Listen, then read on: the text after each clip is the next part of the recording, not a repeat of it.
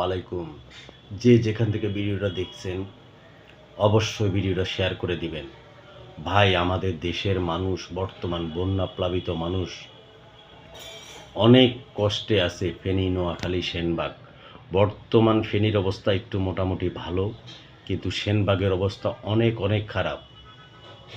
ভাই, যে যেখান থেকে ভিডিওটা দেখছেন অবশ্যই শেয়ার করে দিয়ে অন্যকে দেখার সুযোগ করে দিবেন। তবে ভাই, যারা বন্যা প্লাবিত মানুষ তাদের আপনার একটু সহযোগিতার কারণে হয়তোবা তাদের প্রাণটা বাঁচবে, অন্তত একটু খেয়ে পরে চলতে পারবে। ভাই প্লিজ, আপনারা যে যেখান থেকে ওনাদেরকে একটু হেল্প করুন।